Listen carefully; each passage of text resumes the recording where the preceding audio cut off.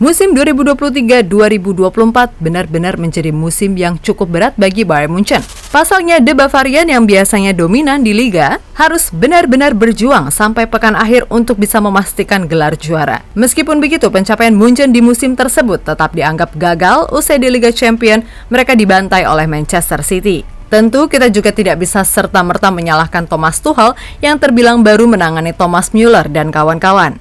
Dan bisa jadi Tuchel sendiri pada akhirnya cukup bisa bernafas lega dan tidur agak nyenyak karena tetap menjaga marwah Munchen sebagai penguasa Bundesliga. Akan tetapi pelatih asal Jerman tersebut tetap sadar kalau musim depan Munchen harus benar-benar berbenah. Ia jelas tidak mau kejadian musim lalu terulang lagi di musim depan. Dan melihat sikon yang ada, Tuchel kabarnya telah menyusun beragam rencana untuk Bayern Munchen dalam mengarungi musim depan.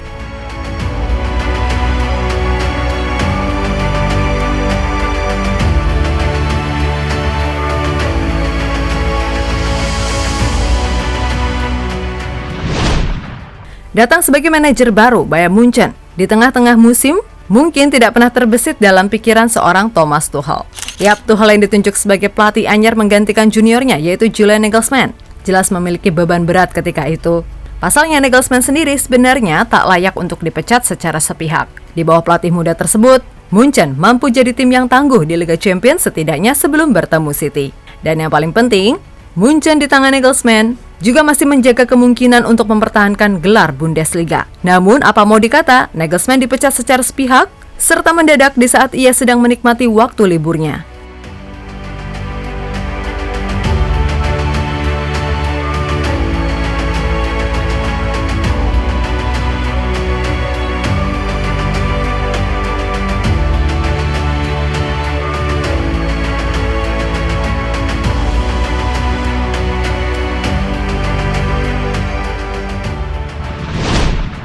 Nah, setelah Nagelsmann keluar, ditunjuklah Thomas Tuchel sebagai nahkoda anyar. Meskipun dikenal sebagai salah satu pelatih terbaik dunia, Tuchel pun tak serta-merta bisa langsung sukses.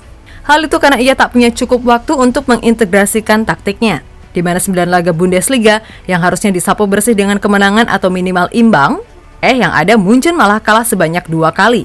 Selain itu, di DFB Pokal, Munchen juga gugur dari tangan Freiburg. Dan di Liga Champions, nasib Munchen lebih tragis. Mereka dibantai oleh Manchester City dengan agregat 1-4. Nah, bila ditotal dari 12 match yang dilakoni oleh Tuchel bersama Bayern Munchen, ia hanya mampu memetik 6 kemenangan.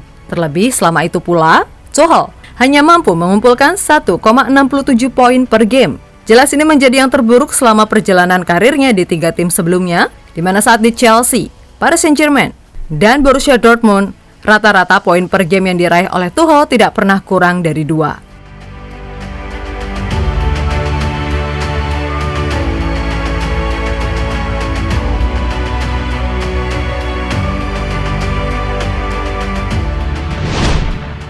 Bagaimanapun Tuchel jelas butuh waktu karena ia bukan pesulap yang asal main prok-prok tiba-tiba jadi sangar. Pembuktian sesungguhnya bagi Tuchel tentu saja ada di musim depan.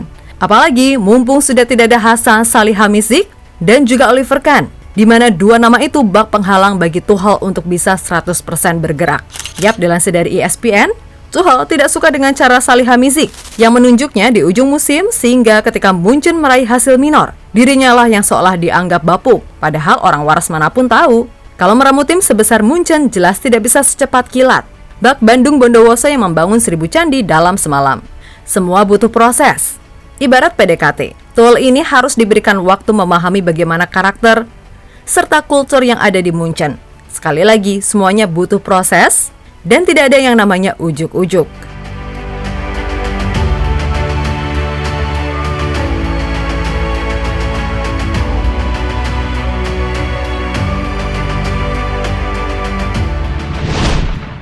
Nah, kini pasca keluarnya Hasan Salihamidzic serta Oliver Kahn membuat Tuchel bisa lebih leluasa, dibantu oleh Jan Christian Dreesen, kepala finansial Bayern yang menggantikan posisi Oliver Kahn sebagai kepala eksekutif.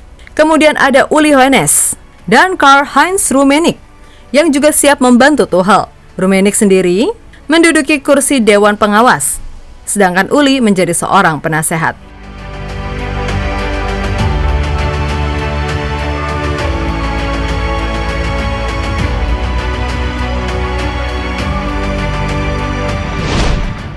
Yap, dilansir dari Bild, Tuchel sendiri sudah bertemu dengan para dewan klub, di mana ia pun diketahui menyampaikan beberapa ide serta rencana yang dianggap tidak masuk akal. Sebab ada 7 hal yang benar-benar ingin dilakukan oleh Tuchel untuk membuat perubahan nyata di dalam tim. Nah, meskipun dianggap tidak masuk akal dan terkesan terlalu pede, namun para dewan klub tetap mendukung segala rencana Tuchel. Mulai dari pencarian striker nomor 9 kelas dunia sebagai pengganti sepadan Robert Lewandowski, di mana selain Harry Kane, Tuchel juga meminta manajemen untuk mencoba mendatangkan Osimhen sebagai plan B. Kemudian yang kedua, Tuchel juga akan mengambil keputusan soal Sadio Mane yang dianggap toksik karena kerap membuat kontroversi, serta ribut dengan Leroy Sané juga beberapa staf pelatih. Berikutnya, pelatih Jerman itu juga tengah mempertimbangkan nasib dari Noussair Mazraoui dan Ryan Gravenberch yang terlihat kurang senang dengan peran mereka. Lalu ada pertimbangan soal masa depan Goretzka, serta menunda perpanjangan kontrak yang akan diberikan kepada Alphonso Davies.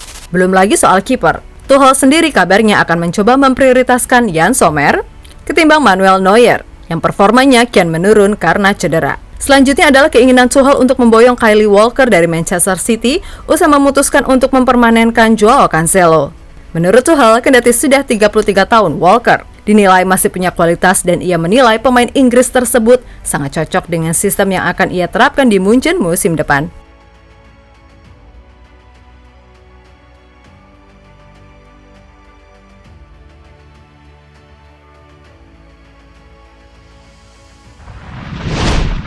Nah, setelah 6 poin tadi disampingkan, barulah poin ke-7 ini bisa dibilang adalah hal yang paling dianggap tak masuk akal. Sebab Tuchel sendiri berencana untuk merubah gaya bermain Munchen secara frontal, mulai dari formasi hingga filosofi permainan. Yap, kita tentu tahu kalau Tuchel adalah penganut mazhab 3 back yang sangat konservatif. Ia dikenal kepala batu dan tidak akan pernah mau menggeser taktiknya. Sedangkan Munchen sendiri secara tradisi memang kental dengan formasi 4-2-3-1. Memang pernah suatu masa The Bavarian beralih menjadi 4-3-3 ketika dilatih oleh Pep Guardiola. Pun saat dilatih Nagelsmann, di mana ia beberapa kali juga memainkan pola 3 back meskipun ia lebih sering 4-2-3-1. Nah, lebih lanjut, Tuchel menjabarkan kalau ia punya 2 opsi musim depan, yaitu pola 3-4-3 atau 3-4-2-1. Untuk itulah mengapa ia meminta manajemen mendatangkan para back sayap yang mengerti cara bermain dengan 3 back.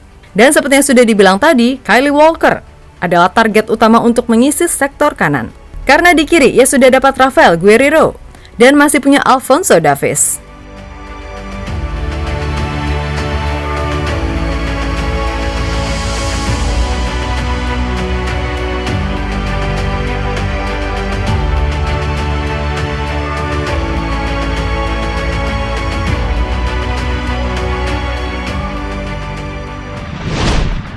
Yap, dengan segala rencana tadi, kini menarik ditunggu apakah musim depan Tuchel bisa mengembalikan harga diri serta kehormatan Munchen di Eropa.